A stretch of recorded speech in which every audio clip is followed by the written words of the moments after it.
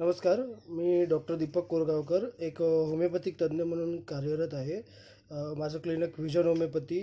मी गेली 3 वर्ष होमिओपॅथी आणि नॅचरोपॅथी या क्षेत्रात कार्यरत असून प्युअर होमिओपॅथी प्रॅक्टिस करतो आणि होमिओपॅथीबद्दल लोकांमध्ये जनजागृती जनजागृती निर्माण करण्याचं मी काम गेली तर सतत 3-4 वर्ष करत आहे. तर खूप दिवस मनात होतं यूट्यूब व्हिडिओ चालू करायचे. तर आजपासून हा आपला चॅनल चालू होतो आहे, ज्याचं नाव आहे विजन होमिओपॅथी. तर ह्या चॅनलचं मूळ उद्देश म्हणजे की लोकांमध्ये होमिओपॅथीबद्दल अवेअरनेस क्रिएट करणं. लोकांमध्ये होमिओपॅथीबद्दल खूप मी असं बघितलं की लोकांमध्ये होमिओपॅथीबद्दल खूप गैरसमज आहेत. खूप बऱ्याच भागात लोकांना अजून होमिओपॅथीबद्दल माहीत नाही आहे. सो लोकांना ते होमिओपॅथीबद्दल अवेअरनेस, होमिओपॅथी एक्झॅक्ट काय आहे, होमिओपॅथी कशी काम करते, होमिओपॅथी कोणत्या आजारावर आणि काम करते, ह्या सर्व गोष्टींचा एक आढावा तुम्हाला मी या माझ्या व्हिडिओमधून सतत देत राहीन. तुम्ही मला सांगू शकता की तुम्हाला कोणत्या विषयावर माहिती हवी आहे, कोणत्या आजारावर तुमची काही शंका असेल, कोणत्या होमिओपॅथिक मेडिसिनबद्दल तुम्हाला काही विचारायचं आहे, तर मी त्याबद्दल तुम्ही विचारू शकता. मी तुम्हाला त्याबद्दल तुम्हाला ब्रीफ करेन. तसेच मनात कोणतीही शंका न बाळगता मला काही तुम्ही क्वेश्चन तुमच्या हेल्थबद्दल काही प्रश्न विचारू शकता. मी तुम्हाला त्याचं उत्तर माझ्या व्हिडिओमार्फत नक्कीच देईन. पर्सनलीसुद्धा मी तुम्हाला ऑन कॉल कधी अवेलेबल आहे.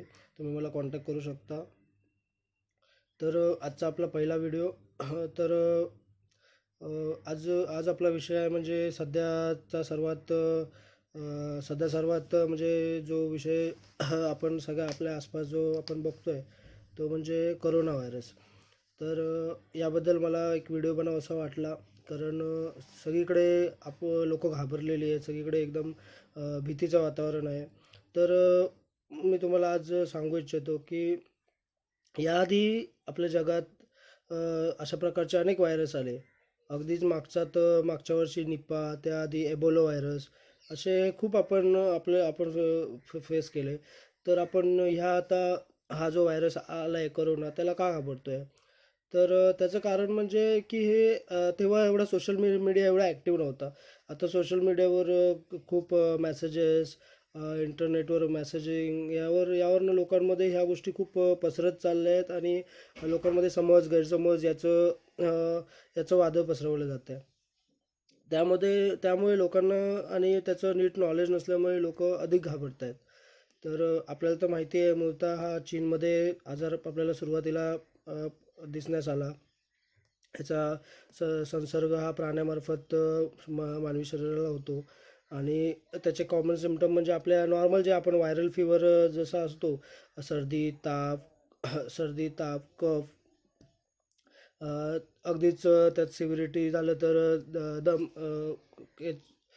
श्वास घेण्यास त्रास होणे, हे त्रास त्यामध्ये जाणवतात.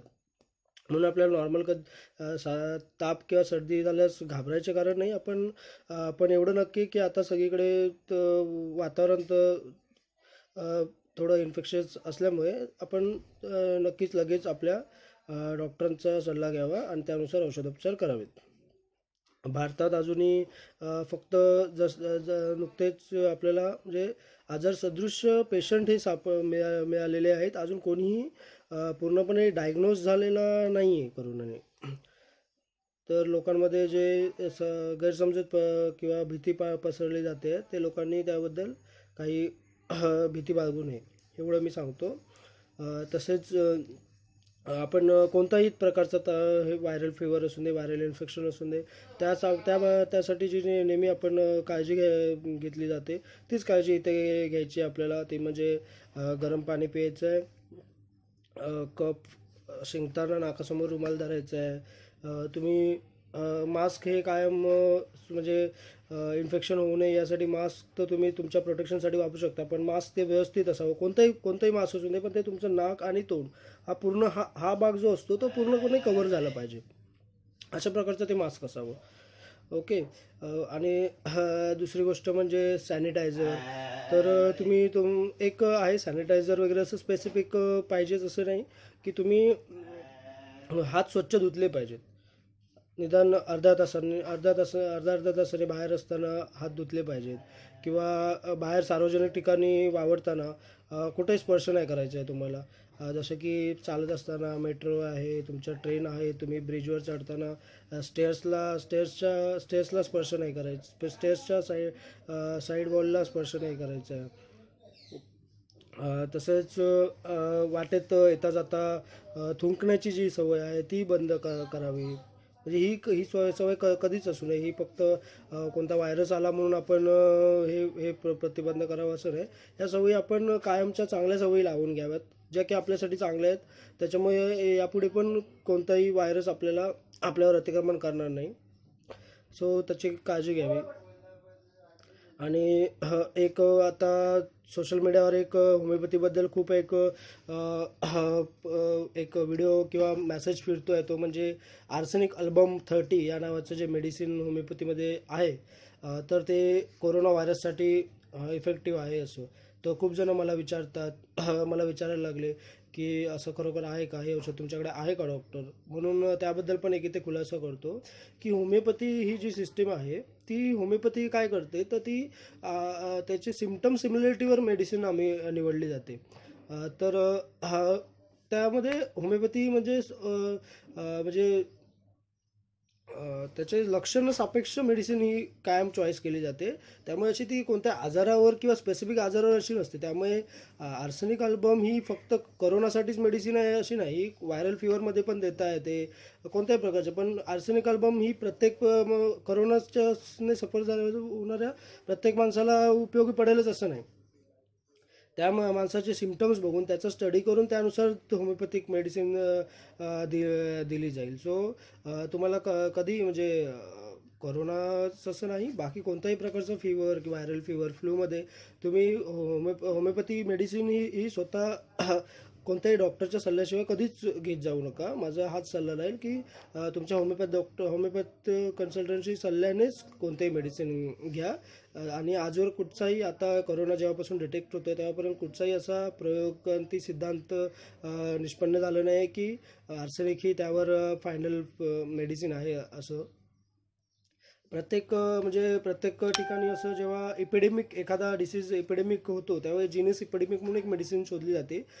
ती काही होमिओपॅथिक डॉक्टरांनी शोधून काढली आहे की त्याचा जीनस एपिडेमिक म्हणून आर्सेनिक अल्बम आहे. आर्सेनिक अल्बम नक्कीच ॲक्ट होईल. तो म्हणजे जे सिम्पटम्सला जे सिम्पटम्स त्यामुळे बरे होतील, त्याच्यामुळे जमा होतील, ते नक्कीच बरे होतील. पण आर्सेनिक अल्बम ही कोरोनासाठीच औषध आहे असं मी नाही आहे, इथं मी नमूद करतो. तर लोकांनी काळजी घ्यावी. गर्दीत जाताना शक्यतो गर्दीचं वातावरण टाळावं. पण रोजचं आपलं जे लाईफस्टाईल आहे त्यामध्ये आपला संबंध येतो सार्वजनिक ठिकाणी वगैरे, तर काळजी घ्यावी. वाटेवर थुंकू नये, गरम पाणी प्यावेत. परत जेवणाबाबत मी सांगेन की कायम शिजवलेले अन्नच घ्यावेत. सध्या थंड पूर्णपणे टाळावे. पाणी उकळून प्यावे. आणि जितका क्लोज कॉन्टॅक्ट टाळता येईल कोणत्याही पर्सनशी तेवढा टाळावा. जसं आपण आता सगळीकडे सगळ्या व्हिडिओमध्ये बघतो आहे की हस्तांदोलन टाळावे. हस्तांदोलन न करता राम राम नमस्कार हात जोडून करावा. तर ह्या गोष्टीने आपण खूप असं म्हणतात ना, prevention is better than cure, तर त्या गोष्टी अंगीकाराव्यात. तर एवढंच, आजच्या पुरतं एवढंच. पुन्हा भेटू आपण नवीन व्हिडिओसोबत. तुम्हाला कशाबद्दल काही माहिती हवी असेल तर तुम्ही मला कधी कॉन्टॅक्ट करू शकता. आणि या व्हिडिओच्या खाली मेसेज बॉक्समध्ये तुम्हाला तुम्हाला काही कोणत्या शंका असतील तर तुम्ही विचारू शकता. तुमच्या शंका आणि तुमच्या सजेशन्सवर नक्कीच पुढच्या व्हिडिओमध्ये मी माहिती देईन. तुमच्या शंकानुसार नक्कीच होईल याची मी हमी देतो. तोपर्यंत स्टे ट्यून, हेल्दी राहा, फिट राहा, मजेत राहा. थँक्यू. धन्यवाद. Vision homeopathy.